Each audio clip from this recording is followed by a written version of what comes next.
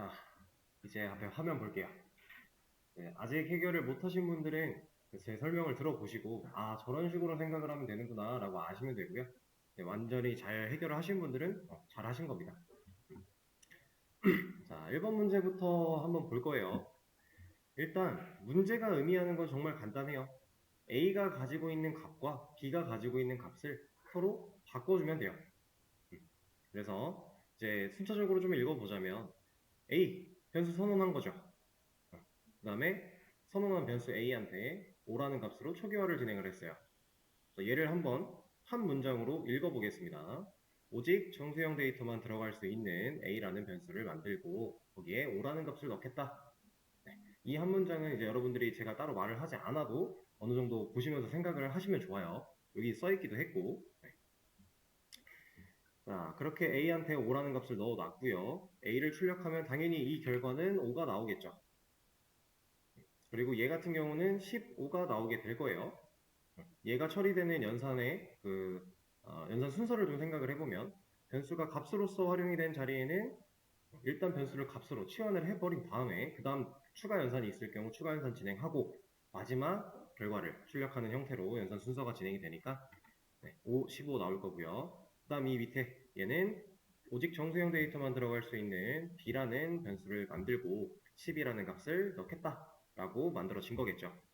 자, 여기까지 한 뒤에 이제 실질적인 문제에 관련된 내용이 나오는 거예요. 얘네들은 이제 문제에 필요한 정보인 거고, 얘네들이 이제 문제의 출발이다 라고 보시면 되는데, 그냥 아무것도 안 건드리고 실행을 딱 시켜보면요. A는 5, B는 10, A는 5, B는 10이라는 출력 결과가 나오게 돼요. 자, 근데 원래 당연히 A는 5고 B는 10일 수밖에 없죠. 왜냐면 A랑 B한테 우리가 값을 그렇게 넣어놨으니까. 여기까지는 이제 결과가 이해가 되시죠? 자, 근데 여기서 일련의 코드를 작성하고 나면 이 밑에서는 A가 10이라는 숫자가 나와야 되고 B에서 5라는 숫자가 나와야 돼요. 그러니까 지금 여기에 있는 이 5 대신에 10 나와야 되고요. 여기 있는 10 대신에 5가 나와야 돼요. 이런 결과를 우리가 지금 얻기 위해 여기에 코드를 작성을 해야 되는데 자, 이 문제를 보자마자 쉽다 하고서 가장 많이 시도해 보셨을 게 사실 이겁니다.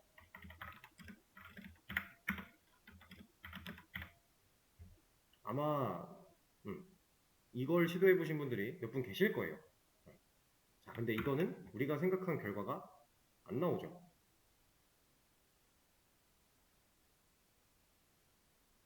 제가 아까 돌아다니면서 보니까 이런 비슷한 결과를 이 결과창을 보고 계신 분들이 몇 분 계셨던 것 같은데 자, 얘가 왜 안 되는지는 파악을 하셨을까요? 좋아요, 좋아요. 그러면 좋은 거예요. 그래도 저는 설명을 드려야 되기 때문에 일단 여기까지만 했다면 사실 A라는 얘까지는 만족을 했어요. 그래서 실제로 지금도 만족을 하고 있죠. 근데 B가 5여야 되는데 갑자기 10으로 변했단 말이에요. 자, 이 원인을 한번 따져봅시다. A하고 B는 5, 10 이렇게 각각의 다른 값이 들어있던 상황이었는데 얘 변수예요, 값이에요? 변수죠. 이퀄 마크의 좌변에 위치하고 있으니까 공간으로서의 역할, 변수입니다. 자, 여기다가 B, 얘는 변수예요, 값이에요? 값이죠. 이퀄 마크 좌변에 있지 않으니까 그러면 이 B는 현재 값이 몇이죠? 이 자리에서 10이죠. 자, 그럼 컴퓨터가 연산을 합니다. B라는 애를 10으로 바꿔 넣었어요. 치환을 했습니다. 그리고 A한테 10을 담았죠. A는 그럼 재할당을 받은 거겠네요. 그 작업이 완료가 되고 나서 다음 코드로 넘어갑니다. 자, 여기서 이제 B를 불러냈어요. 재활용을 한 거죠. 얘는 이제 값이 아니라 변수로서 공간으로서의 역할이니까 재활용으로 불러냈습니다. 불러내서 얘는 변수예요, 값이에요? 값이죠. 이퀄 마크 좌변에 있지 않은 A의 값. A의 값은 여기서 몇이에요? 10인 거죠. 왜? 바로 윗줄에서 재할당 받았으니까. 그죠? 그래서 이걸 시도해 보신 분들이 이 결과를 보고 왜지? 라고 고민을 하면서 모니터가 약간 파괴될 것처럼 쳐다보시다가 아마 이걸 이해를 하셨을 것 같은데 자, 그러면 이거를 어떻게 해결하면 좋을까? 일단 저 방식은 옳지 않은 방식이구나. 그러면 이거 해볼까? 이것도 해보신 분 있나요 혹시? 이건 안 해보셨어요? 보통 반대로도 많이 하시거든요. 이게 안 돼? 그럼 반대로 해봐. 이렇게도 많이 하셔서 이거는 그냥 반대로 결과가 이상하게 나오겠죠. 둘 다 5가 되는 같은 원리예요. 결국 위에서 B가 제할당을 받았기 때문에 이미 변해버린 값으로 다시 A한테 넣을 거니까 이런 형태가 벌어지는 겁니다. 자, 그래서 우리는 이거를 완만하게 해결하기 위해서 어떤 생각을 했어야 되냐면 이 문제 같은 경우는 조건이 없어요. 아무 조건이 없고 그냥 값만 바꾸면 돼요. 근데 사실 여러분들은 지금 이미 어떤 식으로 해결을 해야 될지에 대해서 설명을 다 들으신 거나 마찬가지입니다. 제가 지금 일부러 재할당이라고 하는 단어를 얘기를 할 때 힘을 줘가면서 얘기를 했거든요. 우리는 재할당 해주면 돼요. 그냥. 자, A. 여기에 있는 이 A는 변수로서의 A죠. 그 값을 담을 공간으로서의 역할. 여기다가 어떤 값이 필요하다고요? 최종적으로 필요한 A의 값은 10. 그럼 10 넣어주면 됩니다. 이런 거 쓰지 말라고 한 적 없잖아요. 그리고 자 B는 5.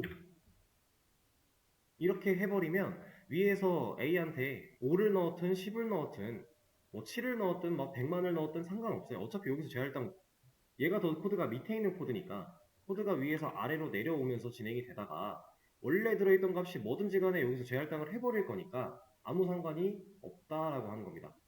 그래서 우리가 원하는 결과값인 A 콜론 10과 B 콜론 5가 깔끔하게 나오게 되겠죠. 이게 1번 문제의 해답이었어요. 쉽죠? 그렇게 어렵지 않습니다. 조금만 생각을 해보시면 사실 누구나 다 할 수 있는 수준의 문제라서. 그리고 바로 2번 문제 들어가 보도록 할게요. 2번 문제는 아마 1번보다는 조금 어렵게 느껴지셨을 수 있어요. 왜냐하면 조건이 하나가 붙었기 때문에. 근데 사실 얘도 정말 별거 아닙니다. 자, 똑같은 문제고요. 써있는 것도 심지어 똑같아요. 단 조건 한 줄이 추가가 된 거죠. 여기서 말하는 건 숫자랑 사칙 연산을 사용하지 말라고 하고 있어요. 자, 방금 전에 우리가 풀었던 방식이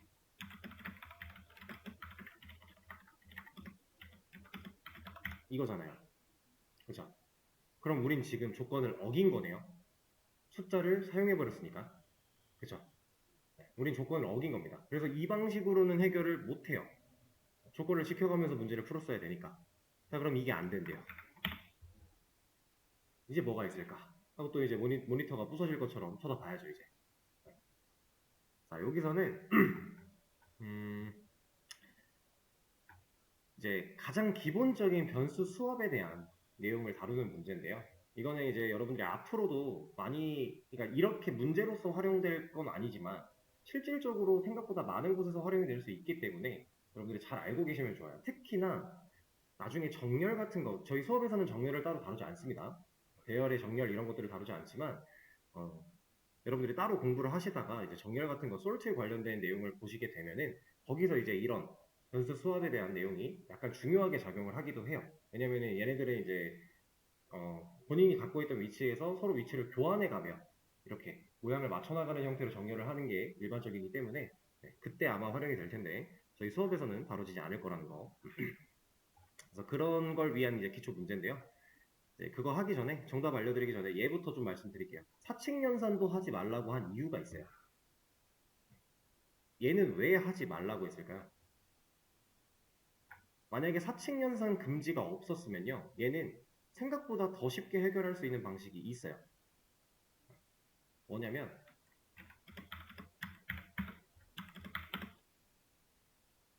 잠깐만, 순서가 이러면 끝나요. 이러면 자 B 원래 10이었죠. 근데 불러냈어요. 그래놓고 A 얘는 값이니까 A는 현재 아직 5를 들고 있는 상태. 그럼 B한테 5를 다 맞겠네요. 그럼 10 없어지고 B는 5가 남았으니까 얘는 문제가 없겠죠 이제 일단. 그리고 나서 얘 A 값이 변한 적이 있나요? 재할당 받은 적이 있나요? 없죠. A의 값은 변한 적이 없어요. 그 상태에서 다시 불러놓고 얘 값 둘이 더하면 5 더하기 5니까 10 나오는 거죠. 이래서 사칙 연산 쓰지 말라고 한 거예요. 사실 1번 문제 같은 경우 이런 식으로 풀어도 돼요. 1번 문제는 조건이 없었으니까. 그런 건데 얘는 이제 이것도 안 된다라고 하니까 자 이제 우리가 어떤 방식으로 접근을 해야 되냐, 정말 이해하기 쉽게 그림을 그려가면서 말씀을 드릴 겁니다. 제가 그림을 잘 못 그리지만 제가 뭘 그린 것 같나요? 얘는 어떻게 하셨죠? 오, 감사합니다. 제 그림을 보고 이걸 맞추시다니. 이건 컵입니다, 컵. 네. 저는 지금 컵을 표현하고 싶었어요. 그래서 얘는 A라는 컵이고요. 얘는 B라는 컵입니다. 자, 변수는 어쨌든 간에 하나의 공간으로서 인식을 해도 됐었기 때문에 지금 변수 A를 하나의 컵으로서 보는 거예요. 자, 이 컵 안에는요, O라고 하는 음료수가 담겨져 있고요. B라는 컵에는 10이라고 하는 음료수가 담겨져 있는 상황입니다. 자, 얘네 둘을 잘려 그냥. 이렇게 바꾸고 싶은 거예요. 자, 상식적으로 생각을 해볼게요. 두 개의 컵이 있고 두 개의 각각 다른 음료수가 따라져 있는 상황인데 얘네 둘을 서로 흘리지 않고 섞이지 않고 완벽하게 옮겨 담을 수 있나요? 두 개의 컵으로? 이걸로 안 되죠. 제가 아무리 머리를 써봐도요.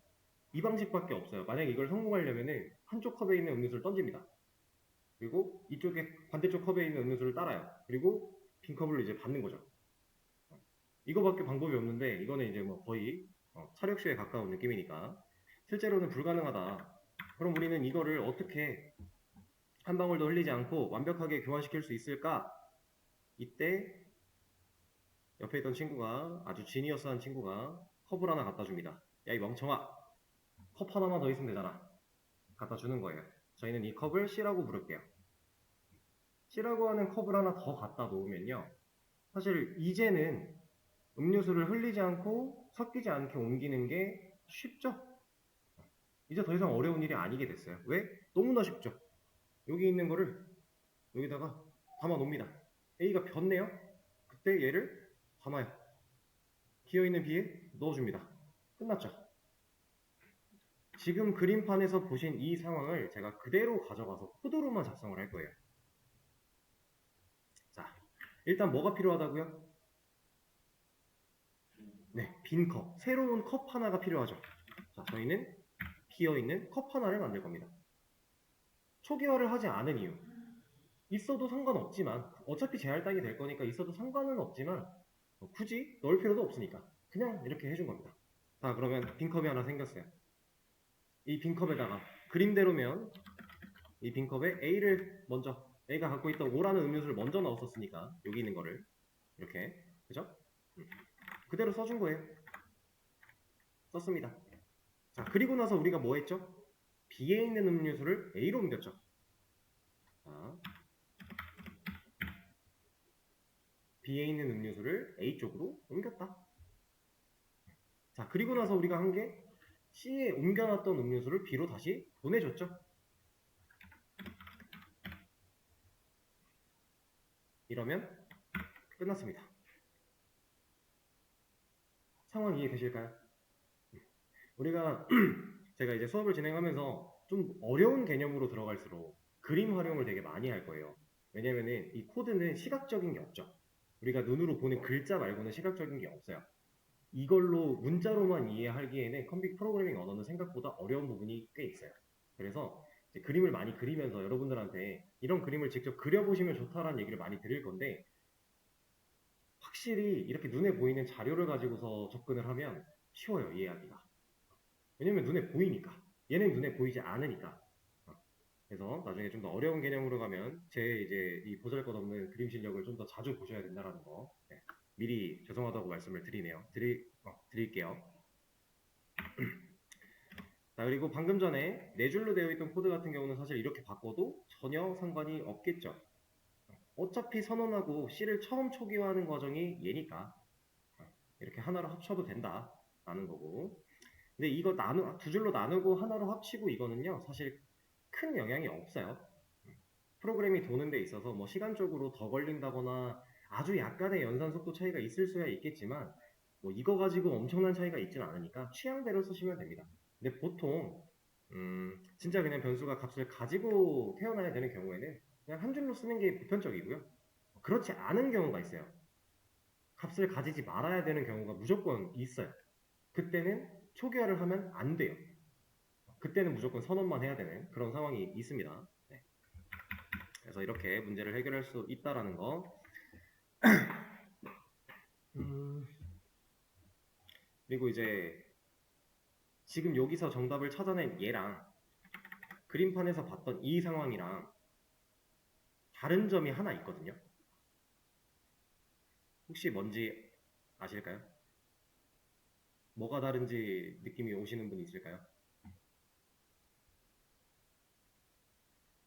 지금 제가 말하고 있는 이 다름은 생각보다 큰 차이가 있어요. 별거 아닌 개념이지만 되게 큰 차이예요. 저희 그림에서는 현재 C가 비어있죠. 코드에서는 C가 비어있을까요? 아니겠죠? C는 처음에 아무것도 들고 있지 않았지만 A로 초기화를 한 순간부터 A를 가지고 있게 되고요. 얘가 B에 넘어갔을, 아니지. B가 A한테 주고, 여기 C에 담겨있던 게 이제 B한테 넘어갔음에도 불구하고 남아있겠죠. 변수는 옮기는 게 아니라 그 값으로서 값을 주는 것 뿐이니까. 이해되시죠? 그래서 그림을 좀 더 정확하게 표현해 보자면 사실 이게 맞는 겁니다. 이게 맞는 표현이죠. 이거는 정말 생각보다 별거 아닌 개념인데 나중에 이런 것 때문에 되게 헷갈려 하시는 분들이 있어서 지금 말씀을 드리는 거예요. 자, 이렇게 두 가지 문제 같이 풀어봤고 정답은 바로 공유를 해드릴 거고 이제 안 열리는 거는 집에서 한번 테스트를 해보시고요. 근데 제가 열리는 걸로 봐서 사실 뭔가 인터넷적인 문제인 것 같아요. 여러분들이 공통으로 안 되는 거 보니까 또 왜 난 되지? 참 웃기네요 이게 REPL이. 근데 걱정하실 필요 없어요. 조만간에 REPL 아니다 문제는 있잖아. 아, 네 이거는 빨리 해결이 됐으면 좋겠네요. 어떻게 제가 손을 볼 수 있는 부분이 아니라 가지고 아쉽네요. 자, 일단은 정답 공유는 했고요. 수업 페이지 열어보시면 새로 고침해보시면은 정답 두 개 올라왔을 겁니다. 자, 그리고 이번에는 새로운 거를 하나 또 얘기를 드려보도록 할게요. 아까 제가 기본 자료형 타입 8가지 말씀드렸잖아요. 그 중에 캐릭터 타입 기억나시나요? 문자형 데이터 타입이었는데 사실 얘 안 쓴다. 유니코드 때 아니면 안 쓴다. 근데 유니코드 우리가 쓸 일이 별로 없어가지고 거의 안 쓴다고 봐도 되는 이런 식으로 표현을 하고 넘어갔는데 자, 이 캐릭터 타입은 이거는 알고 계셔야 돼서 제가 갑자기 다시 아까 거 얘기를 꺼내오는 겁니다. 얘는요 문자형 데이터 타입인데 우리 지금까지 문자 다룰 때 어떻게 썼어요?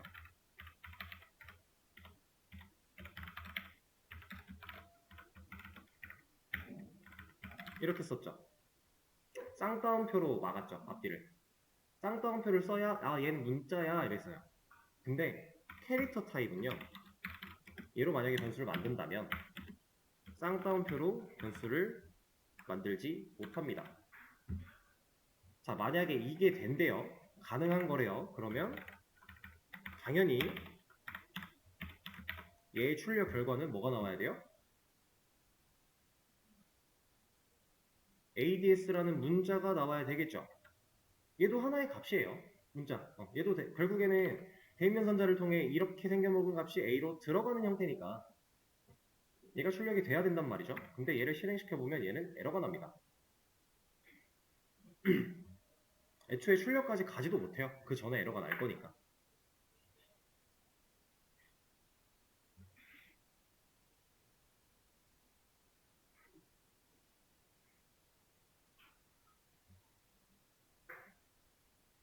정답을 보여주기 싫은 걸까요?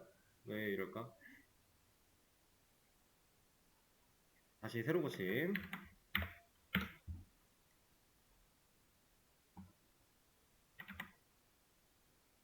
너 왜 스탑이야?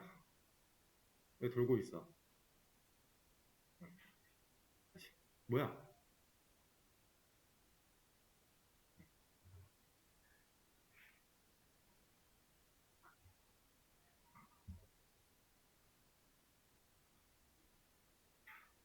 음. 자, 얘는 결과가 안 나오니까 제가 말로 설명해 드릴게요. 얘는 에러가 발생을 합니다. 아, 뭐야, 나왔네? 자, 여기 나오는 이 에러. 이거는 잘렸으니까. 자, 이렇게 복사해가지고 메모장으로 좀 보여드릴게요. 아, 복사 안 되지, 이걸로.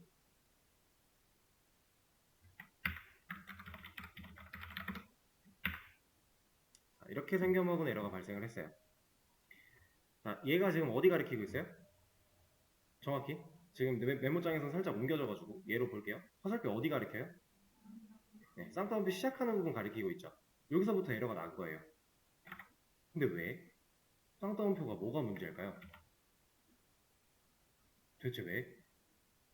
우리 지금까지 쌍따옴표로 문자 출력 잘하고 있었는데 생뚱맞게 갑자기 문자형 데이터 타입인데 안 된대요. 웃기죠?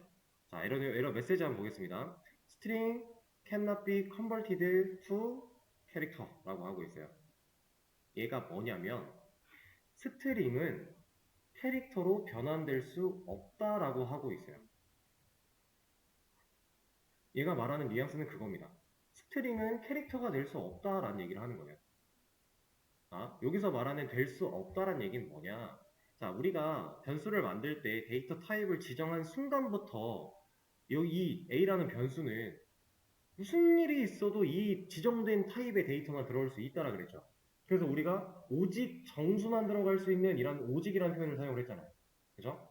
근데 지금 우리가 넣으려고 한 이 문자는 타입이 스트링이라는 거예요. 제가 아까 문자는 실질적으로 스트링으로 다 다루게 된다라는 얘기를 했었는데 그 스트링입니다. 그래서 타입이 맞지 않아서 그러니까 둘 다 문자를 다룰 수 있는 타입인데도 이렇게 차이가 있다라고 하는 거예요. 근데 그러면 얘는 문자를 다룰 수 있다 해놓고 어떤 문자를 다룰 수 있는데 얘는 쌍따옴표가 아니라 홀따옴표를 써줘야 돼요. 자바에서 유일하게 홀따옴표를 쓰는 타입이에요, 얘가. 이거 말고는 쌍따옴표 써야 돼요, 자바는. 근데 얘만, 오직 얘만이에요. 근데 더 웃긴 건 얘는 딱 한 글자만 넣을 수 있어요. 여기다가 여러 글자를 넣으면요. 지금 색깔 바뀐 거 보셨나요? 지금 검은색이죠. 근데 색깔 다르죠. 캐릭터 타입은 이것만 가능해요. 그래서 얘를 실행을 시켜보면 나옵니다. 사용이 불가능한 애는 아니에요. 근데 이런 조건들이 있어요. 그래서 우리가 문자를 실제로 얘로 다루지 않는 거고요. 여기 한 글자에는 뭐 이런 것도 한 글자로서 생각을 해주고요. 이런 것도 얘는 안 된다 참. 얘도 안 됩니다. 알파벳 소문자 대문자 한 글자 이렇게. 그러니까 캐릭터 타입은 우리가 쓰기에 참 불편한 거죠. 근데 사실 얘가 이렇게 생겨먹은 이유가 얘 때문이에요. 자, 우리는 이거는 여러분들 그냥 화면만 보세요. 안 찾아보셔도 돼요. 얘는 몰라도 되는 거기 때문에 그냥 제가 알려드리는 거니까. 우리 이제 컴퓨터 문자에는 아스키 코드, 유니코드 이런 코드들이 존재해요. 그래서 뭐 우리가 흔히 생각하는 알파벳 A부터 Z 그리고 대문자 A부터 대문자 Z까지 이것들이 각각 본인이 지칭하는 숫자가 있어요. 이런 문자가 숫자로 변환되는 걸 아스키 코드라고 하고요. 이런 이게 숫자가 아니라 특수 문자 이렇게 조합된 걸로 변환되는 게 유니코드 쪽일 거예요. 저도 정확하게 외우고 있지 않습니다. 그래서 이제 이런 부분들 아스키 코드나 이런 것들은 사실 C 언어에서는 조금 의미가 있어요. 근데 자바는 아무런 의미가 없어요. 몰라도 돼요. 그래서 제가 그 코드업 백제 풀 때 막 특수 문자 그려야 된다 출력할 때 그런 거 나오면은 뭐 유니코드가 나올 거다 그런 거 풀지 마라 이랬잖아요. 그게 이런 거에 해당하는 거예요. 이런 유사한 거예요. 그래서 그런 건 안 푸셔도 되고 우리는 이런 거를 딱히 몰라도 된다. 근데 만약에 이제 C 언어 공부 계획이 있으시거나 C 언어를 공부하셨거나 앞으로 뭐 공부할 예정이거나 하시면은 한 번쯤은 검색해서 보시는 것도 좋아요. 아스키 코드랑 유니코드 이런 것들. 거기서는 꽤나 의미가 있는 친구들이어서 자, 이런 게 있다라고 하는 거 하나 알려드렸고 시간이 좀 애매해서 진도를 엄청 나가거나 하진 않을 거고요. 간단하게 소개만 좀 드리고. 자, 우리 이제 자바 원 과정. 어제 출력 처음 배웠고요. 오늘 뭐 배웠어요? 변수 배웠죠. 변수에 대한 내용은 아직 배우지 않은 것, 더 많은 것들을 배워야 되는 건 맞지만 이제 기본적인 기본 베이스는 다 배운 거기 때문에 사실 출력도 마찬가지예요. 아직 안 배운 거 많아요. 더 배울 게 많아요. 근데 기본 베이스만 일단 배워 나가고 있는 겁니다. 자, 이러고 나면 바로 조건에 관련된 걸 배울 거고요. 조건 끝나면 반복에 관련된 걸 배울 거고 그 다음에는 바로 객체라는 걸로 넘어가게 될 거예요. 근데 이 객체가 상당히 중요한 친구입니다. 자바는 객체 지향 언어예요. 객체를 쓰는 걸 추구해야 되는 언어입니다. 이런 말 혹시 들어보셨나요? 객체 지향 언어? 자바는 이제 검색하면 다 그런 얘기가 나올 건데 아주 중요한 친구이기 때문에 자바 1 한 중후반부터 시작해서 자바 2까지도 계속 객체를 다루게 될 겁니다. 그리고 객체라는 걸 어느 정도 하고 나면 이제 클래스라는 개념도 배우게 되실 거고 여기에 좀 더 나아가서 뭐가 있을까? 마지막에 뭐 하지 우리?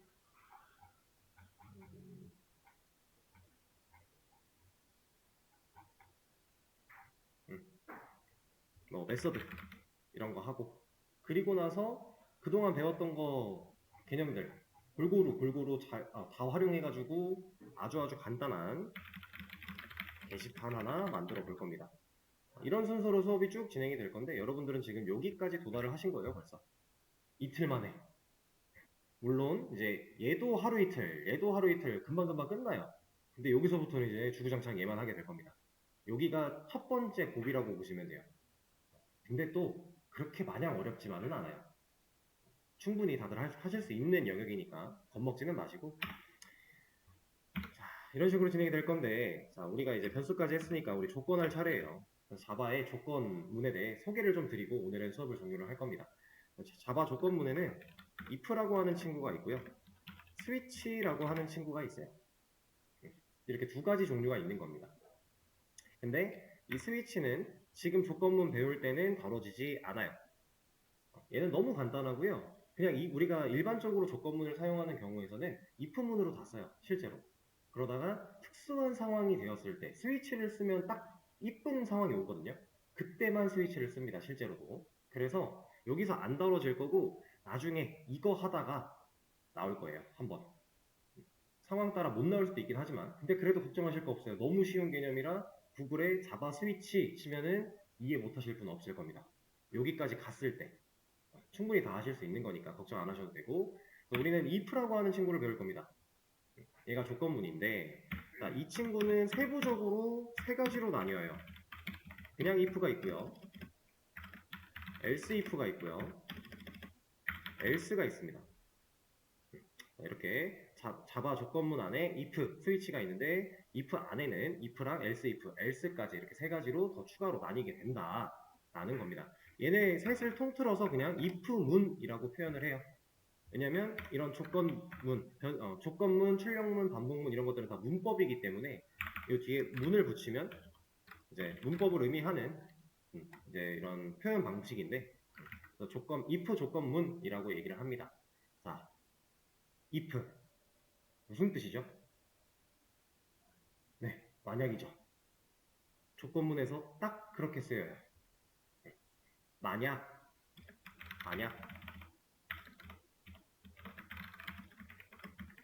한다면 이렇게 쓰입니다.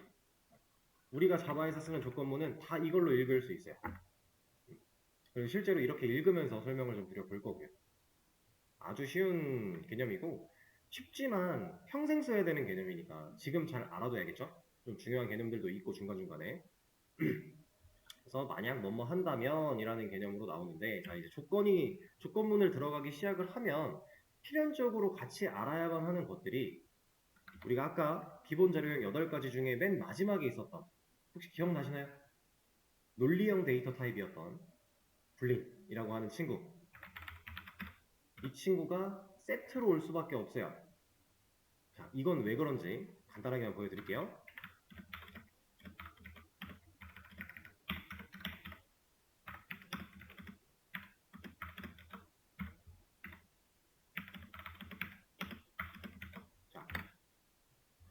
여러분들은 이렇게 세 문제가 있다라고 한다면 각각의 물음표를 뭘로 채우실 것 같아요? 첫 번째 물음표는 이겠죠? 두 번째 물음표는 우리가 어떠한 숫자를 쓸 수 있나요, 여기다가? 좀 애매하죠? 얘는 이제 맞냐 틀리냐라고 하는 명제의 개념이잖아요. 참과 거짓, 아까 말씀드렸던. 그럼 얘는 맞는 말인가요? 네, 맞는 말이죠. 그럼 얘는 참이겠네요. 우린 이렇게 쓰죠. 자바도 똑같아요. 자바의 if문 문법 안에는 조건식이 들어가게 될 거고요. 조건식의 결과로는 특정한 값이 아니라 그냥 참과 거짓이라고 하는 명제값이 나오게 될 거예요. 근데 우리 아까 논리형 데이터 타입은 참과 거짓 제가 말씀드리면서 이 데이터를 담을 수 있는 애다 이런 얘기를 드렸는데 그러니까 분리를 떼놓을 수가 없죠. 무조건 같이 갈 수밖에 없는 겁니다. 조건이 참인지 거짓인지를 판단해서 조건이 참이면 해당 if문 안에 있는 코드를 실행하는 게 조건문이에요. 만약 조건이 거짓이면 해당 if문 안에 있는 코드를 실행하지 않습니다. 여러분들은 사실 지금 이 말로 조건문의 개념을 다 배운 거예요. 개념은 진짜 이게 끝입니다. 사용법이 디테일하게 이제 안으로 들어가면 있는 거지. 개념은 끝났어요. 쉽지 않나요? 실제로 사용하는 그 쓰는 방식이라던가 이런 거는 내일 수업에서 이어서 말씀드리도록 하고 이것까지만 좀 말씀을 드려볼까요? 얘네 둘 참과 거짓을 쓴다라고 했는데 사실 숫자로 쓸 수 있습니다. 컴퓨터가 뭐랑 뭐밖에 모른다고요? 0과 1. 근데 컴퓨터도 참과 거짓에 대한 개념을 판단해야 될 때가 있어요. 그럼 얘는 이거밖에 모르는데 참과 거짓을 어떻게 판단해요? 걔는 이걸로 해요. 그래서 컴퓨터 이제 프로그래밍 언어 공통입니다. 다 똑같아요. 0은요 거짓을 의미하고요. 1은 참을 의미해요. 이거는 뭐 기초 언어도 똑같고요. DB 쪽에서도 같은 개념으로 활용이 되고요. 뭐가 있을까? 네, 그냥 다 똑같습니다. 컴퓨터 관련된 이런 지식 속에서 0과 1로 참과 거짓을 표현해야 된다면 0이 거짓이고 1이 참이에요. 그거를 이제 자바에서는 참을 가지고 true라고 얘기를 하고요. 거짓을 가지고서 이제 false라고 얘기를 합니다. 그래서 이제 true, false 이렇게 두 가지가 있는 거예요. 얘를 이제 컴퓨터가 알아들을 수 있는 숫자로 본다면 true니까 1일 거고 얘는 0일 거고 이렇게 되는 겁니다. 여기까지는 이해가 되실까요? 오케이. 자, 그러면은 오늘 수업은 여기까지 하도록 하고요. 여기서 이어지는 내용 그리고 조건문에 대한 이제 사용법, 문법 이런 것들은 내일 수업 시간에 이어서 가보도록 하겠습니다. 오늘도 고생 많으셨습니다. 수고하셨습니다.